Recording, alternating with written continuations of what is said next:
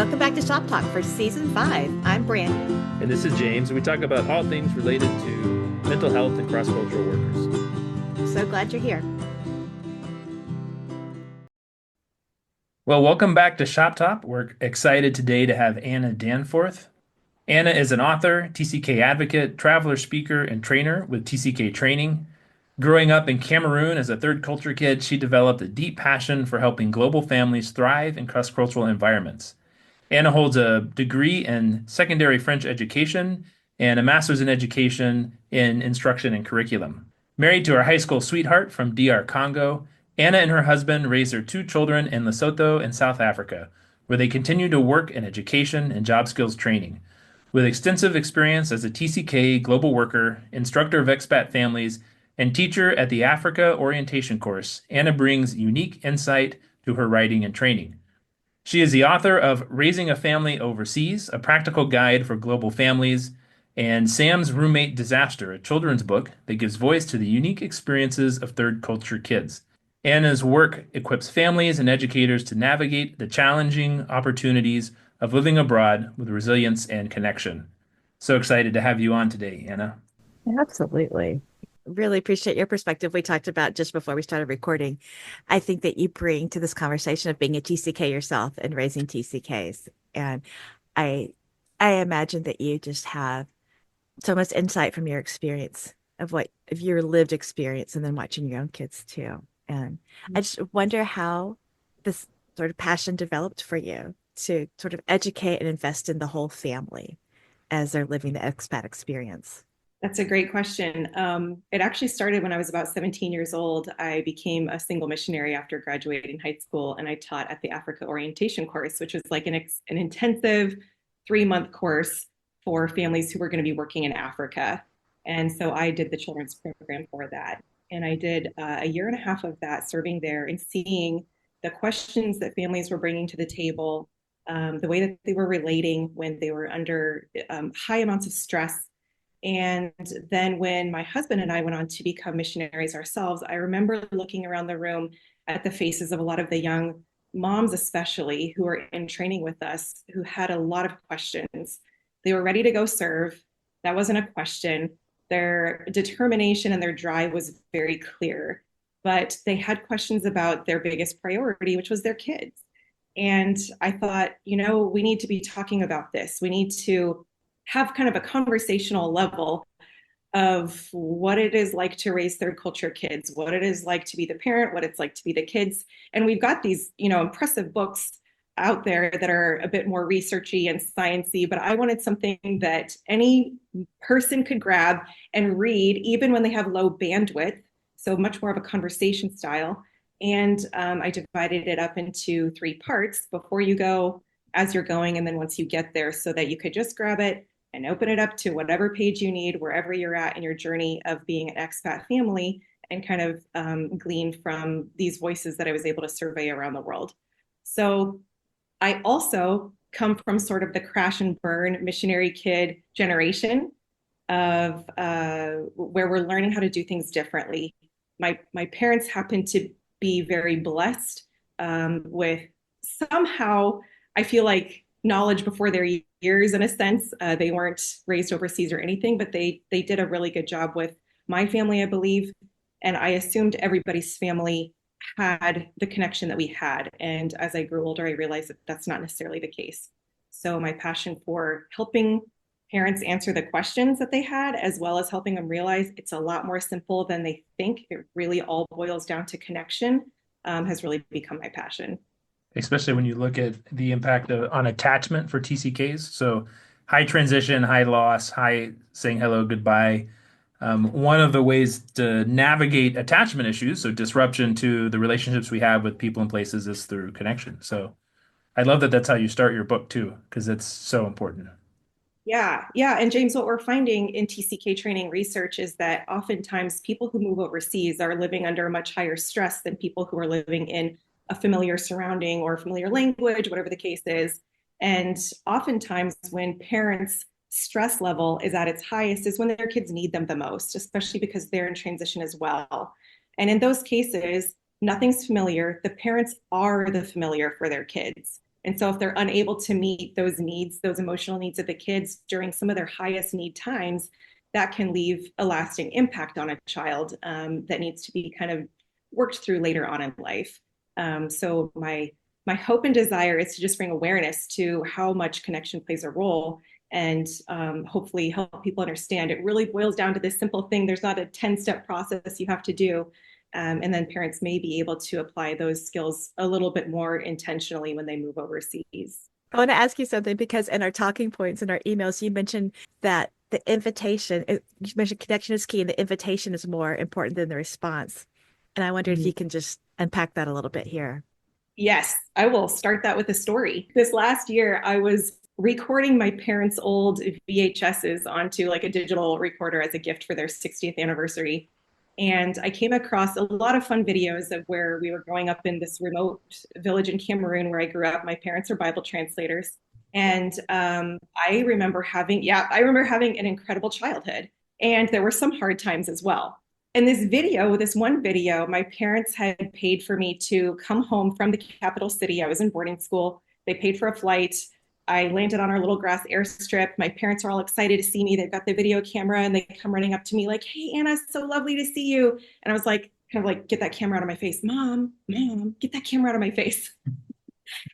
And watching it, I was like, was I seriously that big of a brat? I didn't remember being like that. I thought I was a perfect child. It's shocking when we look back. Yeah, I know. My perception of what I was like is very different from reality, I guess, which my husband reminds me of sometimes.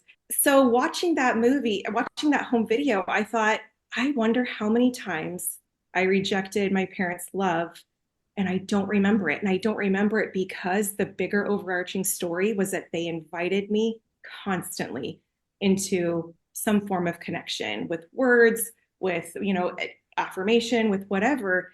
They constantly invited me into connection. So I knew that they were there for me. And that's the story I remember. So when I say the invitation is more important than their response, it's because kids are going through a lot and their responses may not be reflective of what's going to be helpful for them long term.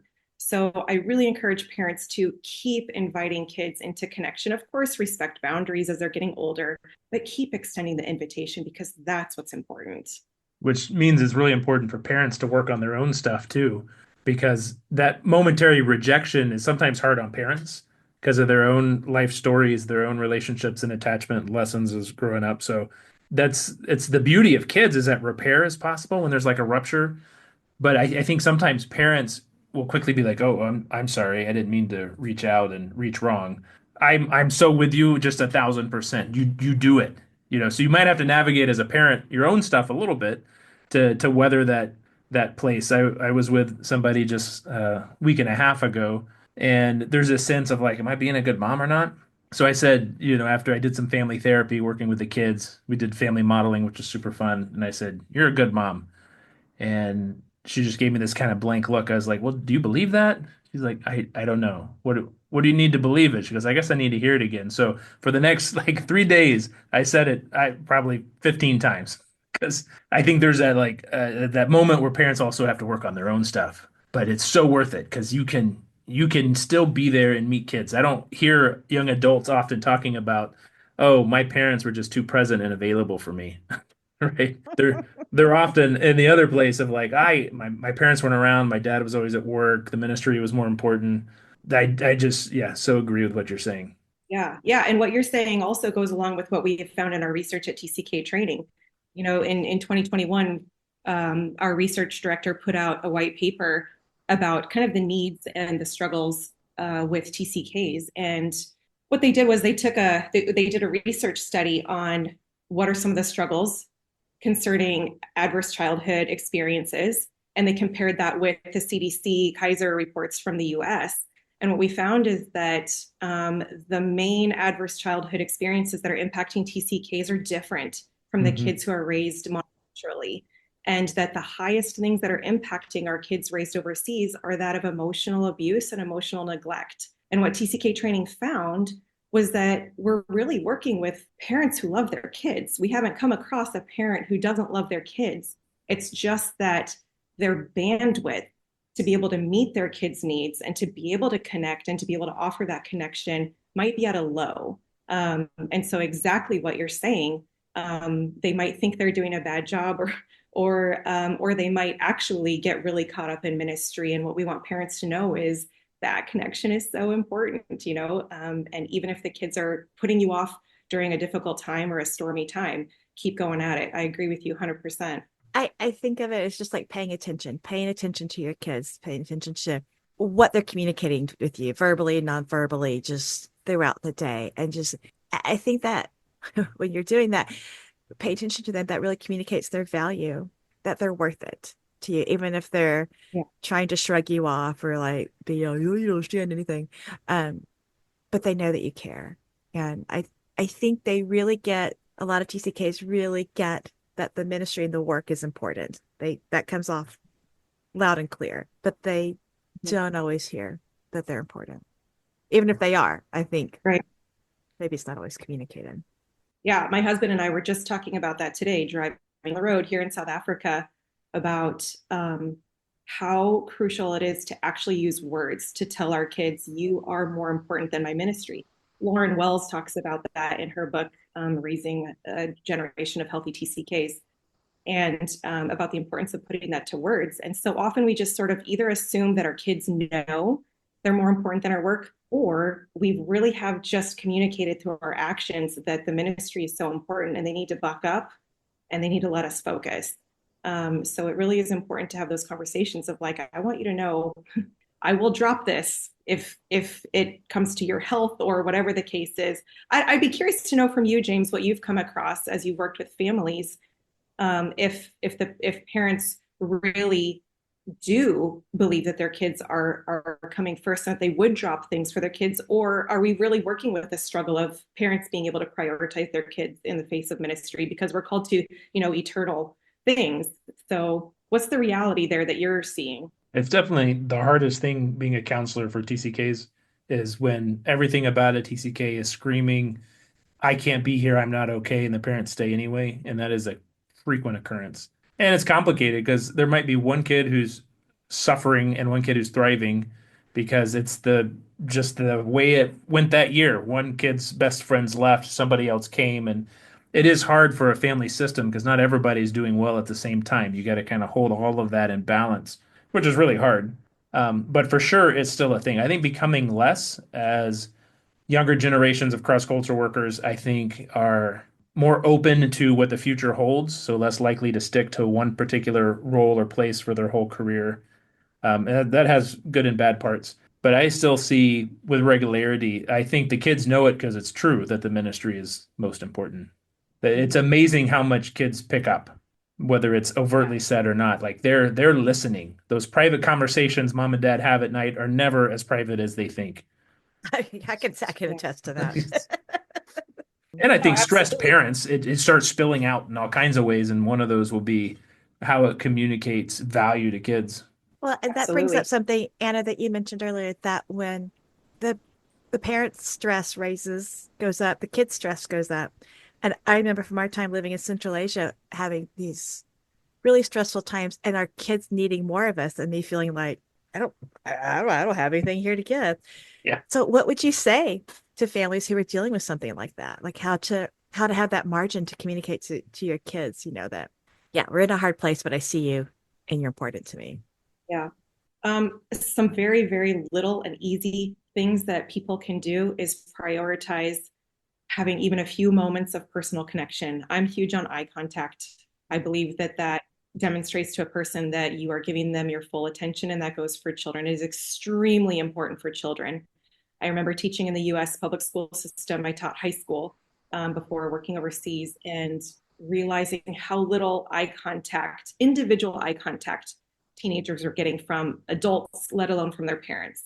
And so I firmly believe that if we can offer our kids a few minutes of eye contact every day, we're going to be doing better than we're doing right now. And then also expressing a little bit of excitement about something that they're excited about. They want to come show you their Minecraft world. Listen to them about their Minecraft world, because then they will be coming to you about their boyfriend or girlfriend problems when they get into high school. Trust me.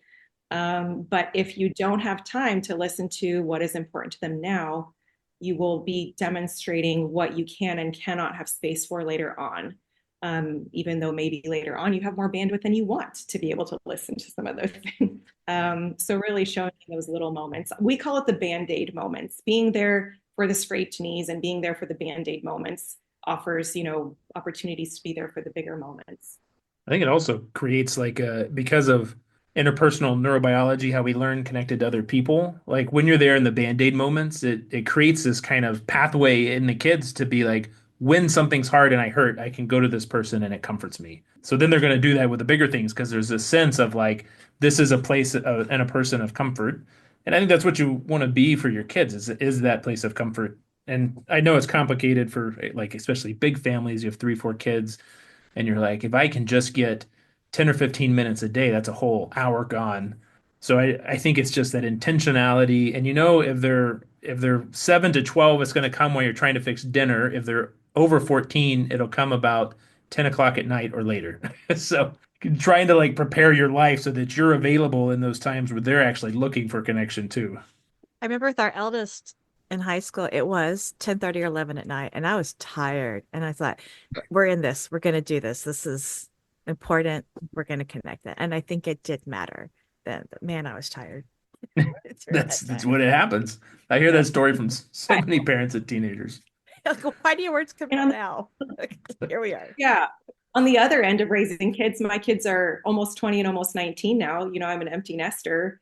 And on the other end of having kids, you never look back and think, I wish I would have gotten a little more sleep so I could have spent less time with my kids. Or like, I wish I would Yeah. have done a project and heard a little bit less about Minecraft. I've never once thought that.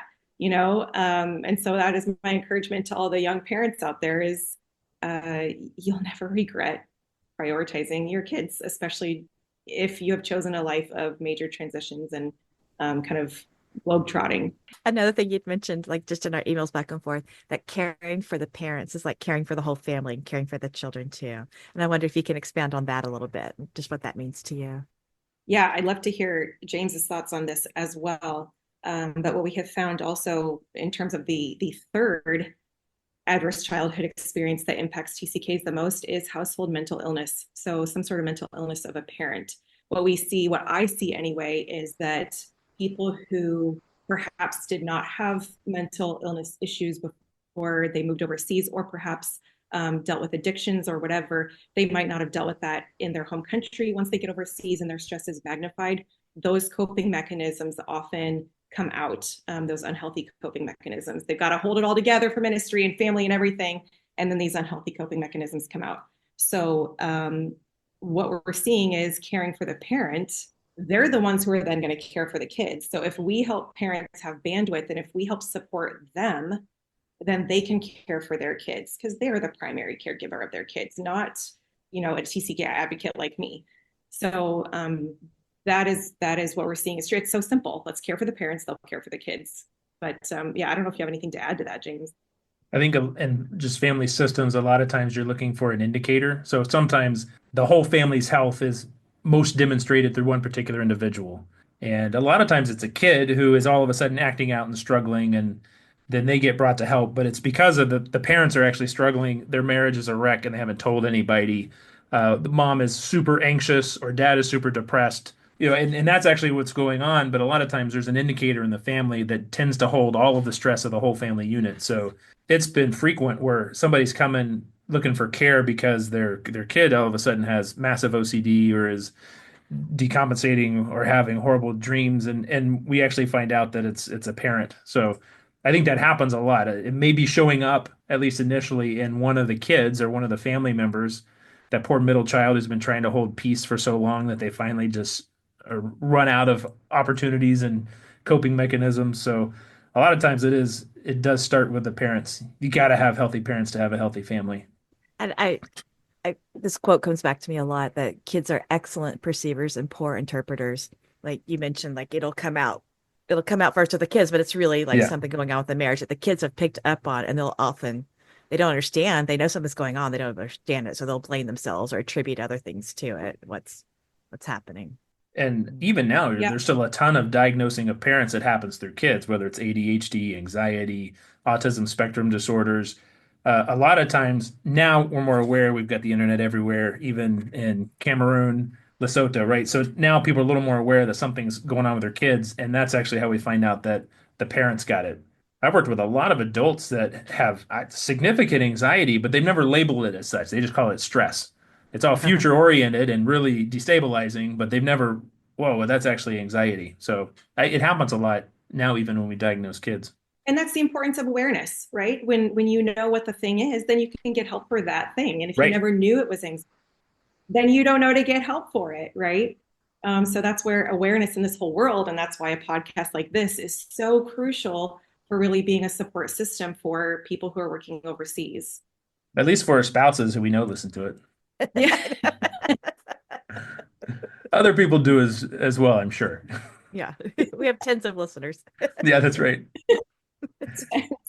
Two And guaranteed ones. yeah, I wonder how the TCK experience has changed from when you were a Oh, TCK to great like question. looking at your kids now. Yeah, what's the landscape change? Were you at RFIS? Yeah, my parents actually helped start and found RFIS. Wow. And that's a I Rainforest visited. International. Oh, okay. Did you by any chance meet the teachers there, some of the teachers there? Yeah, I played volleyball on, I don't remember, was it Sunday night, Sunday afternoon? I went and played volleyball with a bunch of teachers and some other SIL people. Okay. Okay. Just side note, the PE teacher there, Jordan, the director of athletics, is my husband's best friend from childhood, and he is the antagonist in my kids' book. So, That's awesome. How long has he been there?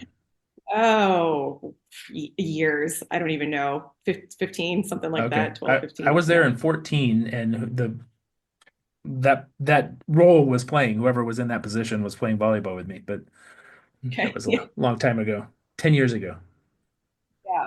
So the way that things have changed is that we actually are starting to see in some ways, because of more awareness and because we know how to target support in a much better way, we are starting to see kind of a shift in parents responding to their kids' needs and realizing they need to prioritize that. That's exciting. We still have a lot of work to do, but it's exciting to know that we know what systems to put in place. We know really specific things like there are 7 positive childhood experiences. And if your kid has at least 6 out of 7 of them, you reduce their chances of mental illness as an adult by 72%. I mean, or yeah, it is just massive to know those types of things, because then we can actually target that type of support. And sending companies can actually look at, does a child have the opportunity to have at least 6 out of 7 positive childhood experiences met in this particular assignment? And if not, maybe we need to reconsider the assignment for a time being or whatever. I don't think we were talking about that stuff when I was a TCK or when my friends' parents were TCKs or whatever the case is. So we're bringing much more targeted help to the scene. And that is really kind of changing things for a lot of TCKs out there. Also, just the whole talk around mental health and pursuing mental health and how that impacts our spiritual life is much more accepted these days in the Christian world. And I think that's really important for us to be able to help people thrive in their ministries overseas. So things like getting counselors on the field or crisis response teams or having people do debriefs when they come home. Those all go a really long way in keeping people on the field and keeping them healthy on the field. So that's exciting for me. Anna, what are the 7 childhood experiences that you mentioned? The So positive the ones? positive child, Positive ones, yes. yeah, Yeah. yeah, the positive childhood experiences all have to do with connection. Some of them have to do with family, some are peers, and some are community based. So I'll try to get them right. But the first one I believe is believing that you are heard in the family and that your parents can talk about hard feelings with you, like even some of the really yucky stuff. The second one would be feeling like your parents have your back, even during really hard things. The third one, maybe James, I hope you have them pulled up in case I'm wrong here. The third one is feeling protected by at least one adult in your home, feeling safe and secure with at least one adult in your home. And a fourth one would be having a sense of belonging with peers. And that does not include siblings. I'm talking to especially families who are living very isolated. It doesn't include siblings. And as kids get older, it doesn't even necessarily include people who are from a totally different cultural or linguistic background, which people don't necessarily like to hear, but I'm a TCK advocate. And so I'm advocating for the needs, right? A sense of belonging in high school, having two safe non-parent adults, so a youth group leader or a teacher or something who sees them and really feels like they have a genuine interest in them. And then the ability to take part in community traditions. So a lot of, kind of missionary groups will do a Friday night game night or a quarterly time when all the missionaries come in from remote locations and do something as an entire field together. Those types of things are actually crucial to child development. So keep doing them if you're doing them. So if you can take a look at those 7 things and see, oh, my kid has been missing this for an entire year, or my kid has been missing 3 of these for an entire year, we need to make some drastic changes to make sure that we're targeting at least 6 out of 7 of these things. And it's measurable, like it's a tangible thing. I think a lot of these are about the kid's experience. So if you don't have a type of relationship to ask, that's your goal as a parent, right? You got to know, what do they feel like? How do they experience relationships with peers, non-parental adults, their school, their community? Like a lot of it is about how the kid experiences it. I was coaching a worker whose young adult daughter is going through counseling, and he's like, well, that's not what she's describing, is not how I experienced her childhood. And I'm like, but you got to remember, this is about how she experienced her childhood. And yes, it was through the eyes of a 7, 8, 9, 10, 11, 12-year old. And so of course it's going to be from that perspective, because what she knew of the world is different than what you knew as the world. So it is really about understanding what their experience of being a TCK is like for them. Because as a parent, you've got the whole, that your house is safe because you've got security, you've got bars, you've got a gate. They may not feel safe, and you got to know that. Those kinds of things. It's really helpful to know what each of your kids, their perspective of these things are. And then you can do it. It's the same thing with trauma recovery, or even sometimes ACEs, and the life we choose to live are just hard to avoid because there's so much transition and loss and grief and disruption of relationships. But these things you can go after. They're attainable, these Yep. positive life experiences. Yep, absolutely. And we really encourage parents to think about each child. Don't just think, well, 3 out of my 4 kids, like we're shooting 75% of my kids are getting it right. No, let's look at each child, Right. and how they're doing with. And I think organizations are much more open these days to looking at a reassignment for a shorter period of time if need be. My parents were extremely creative. Credit to the Lord for that, in how they approached each of us kids. So How many I how many when I siblings do hit you 8, have? 3 siblings, an Okay. older sister, older brother, and then my younger brother. And when I was in 8th grade, RFIS, the school there in Cameroon, didn't yet go down under 9th grade. And I was living remotely out in a village, and I was the only person of my cultural or linguistic background. And at that age, I was 14-ish, girls were off getting married and having babies, and that wasn't my reality. And so I became quite isolated. And halfway through the year, it was not manageable anymore for me. I was starting to act out, honestly, because I was just, I'm not giving excuses or something, but my reality was that was just extremely difficult.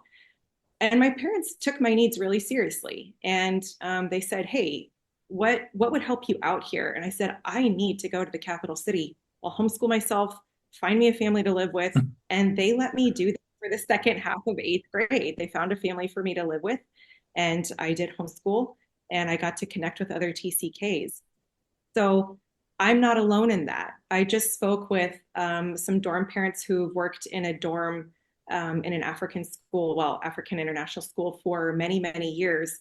And they say that oftentimes they will get kids who are finally allowed to go to boarding school and high school, and these kids feel like they can exhale for the first time. So it's not that life is terrible out in the village or anything, but there is a real need as their kids are getting older. They're kind of like creating their identity based on their peers more than on their parents, and they need to be given space to do that. So I highly encourage parents to consider really each child and their needs. And you don't have to go as drastic as letting your kid go somewhere else for 8th grade. But my family needed to do that. And I'm so grateful that my parents did. And I love what that communicated to you too, that your parents, again, like they saw you and they paid attention to what your needs were and they were willing to put the effort in to be creative and figure out, what was going to work for you. So Yeah. And then much in of 10th the grade, they took a capital city so that we could be closer as a family, which was great.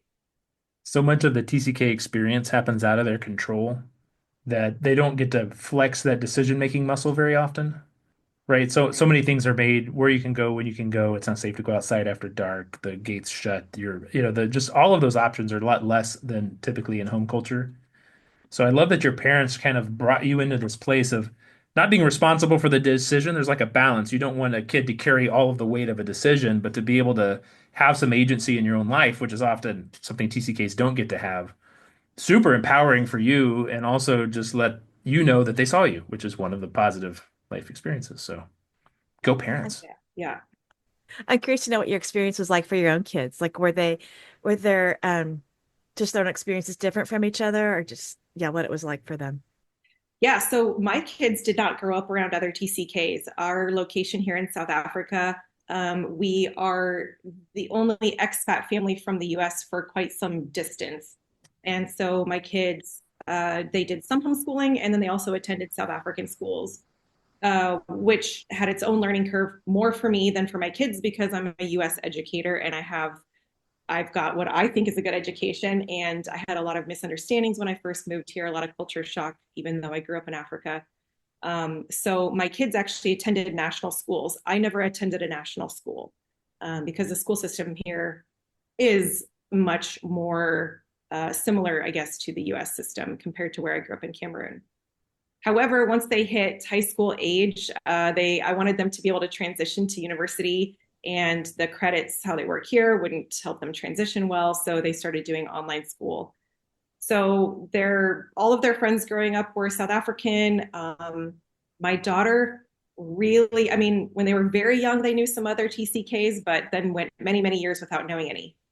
My daughter, her first year of college, got invited to be part of the MK to MK group, which they bring kids from all over the world and teach them about what it means to be a TCK and do some discipleship and everything. And it was a first for her to be around that many Mm. people that were like her. And she was at home. Oh I man. mean, it was really incredible to see that she really felt like these were her people. And she didn't realize there was something like that out there.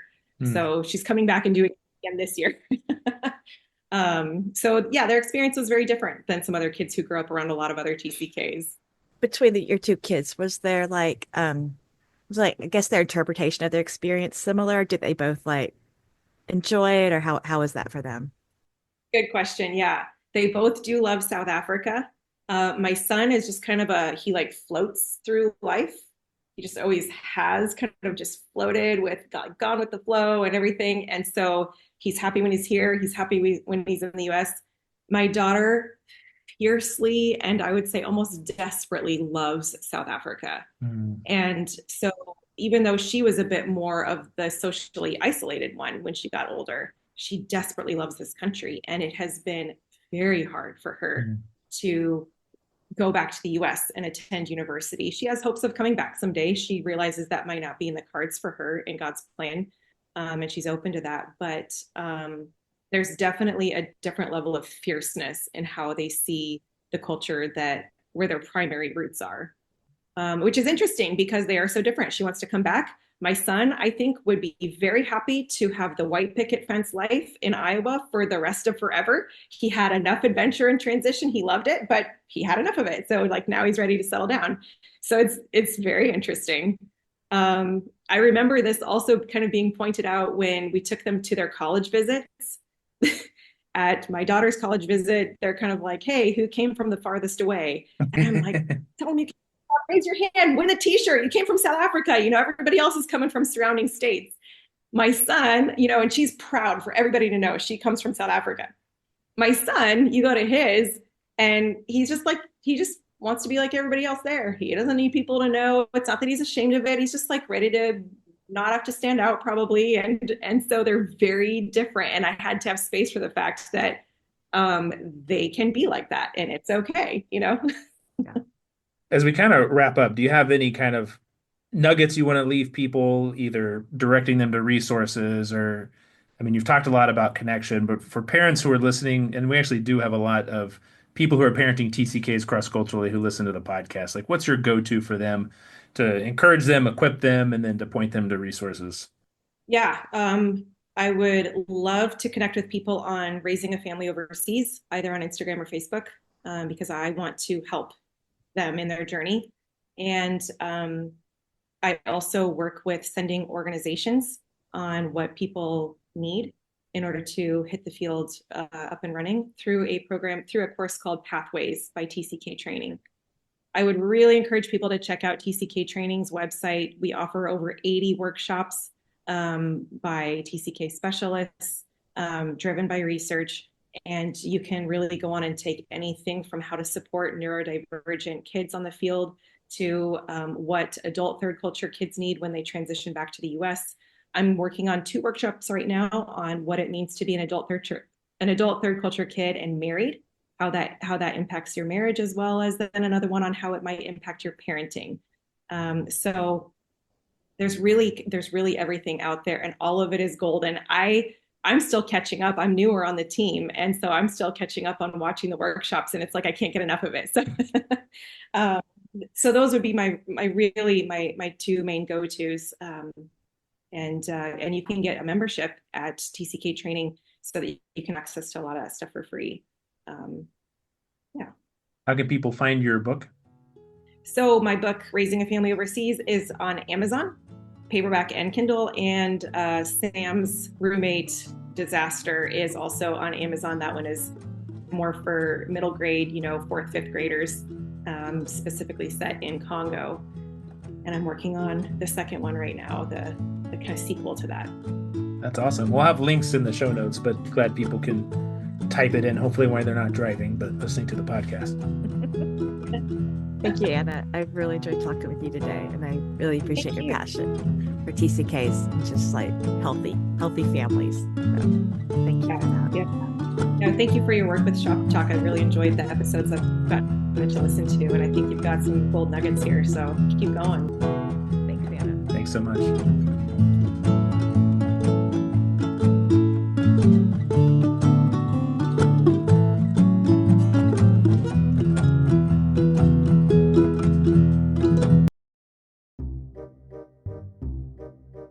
Did you get a chance to see either of our bios? Do you have any idea who it is you're talking to? I feel like that's can also be helpful. Working with James is just like, oh my gosh, we're here this again. Yeah. I mean, it's one of the. This is one of the.